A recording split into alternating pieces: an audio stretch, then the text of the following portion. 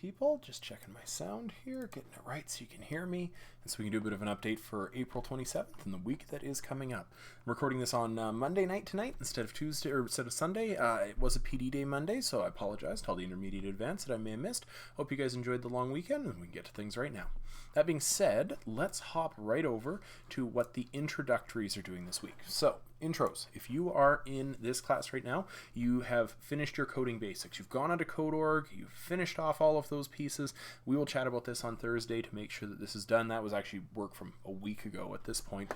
You guys also, based on what we talked about on Thursday, have gone in and have actually finished off your lab safety. But in this case, it's home safety for you guys, because at the end of the day, the risk assessment I had you finishing was actually the one where you would go down and fill it out for your own house to make sure that it is, a safe work site, because you're working there all day, every day. And if it's not your house, maybe you're working at your family's business, hey, fill it out for that. Life is good. These should all be in your ePortfolio before Thursday, before we meet. Life is good, one way or the other.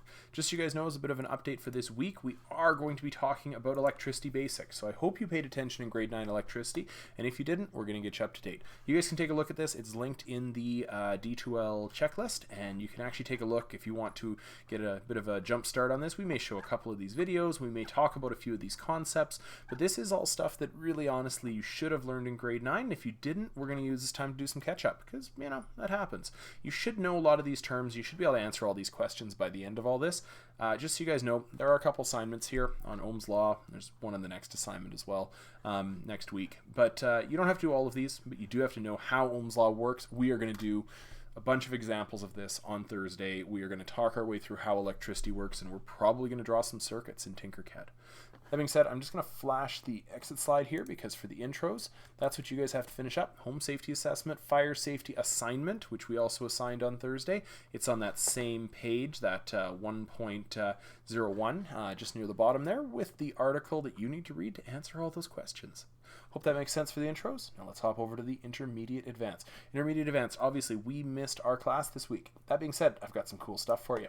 This week you guys are going to start looking at the plant manager device. We're going to spend 2 weeks on this. This is really nice.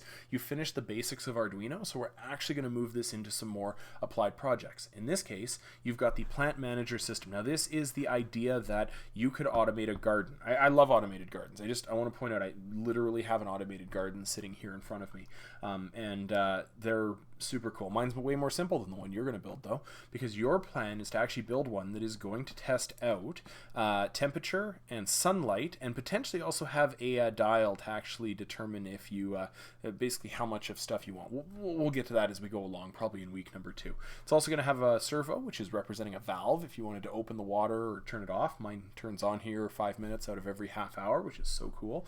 And an LCD screen to actually display what's going on in this system. Now, this is an example that we'll do, we've done from before. I think I had a push button on this one. Yep. Push the button opens the valve. We can actually see how warm it is in this room. And mine, I don't think my light sensor is working on this example. Anyways, I digress.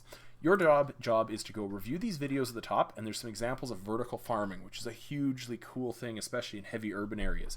The idea you could farm inside buildings and actually do a lot of our growth, especially for, greens and a few other kind of non-cash crops as they are. That being said, I want you guys to look into the light-dependent resistors, temperature and humidity sensors. You can't use humidity sensors in Tinkercad yet, so it'll just be temperature sensors in this case, as well as kind of applying what we've done with push buttons, and then putting it all together with an LCD display, a servo motor, and some LEDs representing too much or too little light, water, whatever it happens to be. There's a few different versions of this, by the way. If we do this in class, sometimes we also integrate other parts, things like, I got one of these in front of me here, things like a soil moisture sensor, where we can actually plunk this into a plant and figure out how much water there is in the soil around it. There's some fun stuff that can go on in this area. Anyways, everything you guys need is on here, and at the bottom there are some resources. These resources are really good. They're actually some of the pieces that you can use to figure out how some of the basic parts work, and that's your task for this week before Monday, is to just have a basic idea, basic idea of how the LCD screen works, basic idea of the temperature sensor. If you have a prototype of your plant management device ready for Monday, we're going to spend the class Monday troubleshooting them, because inevitably with this project, that's where most of the learning comes in. You actually have to troubleshoot through your through your project, make sure all the pieces work, and just go through a basic problem solving process. I'd love to do that with everyone on Monday if you guys have already started the process. That makes sense. The other thing you guys may want to note as well is on the Lab Under the Stairs on the blog, there is an Intermediate Advanced YouTube playlist here. And I do know that with part of this, if you float down, some of you have used this for the simple piston assignment, a few things. There is a temperature sensor tutorial on here.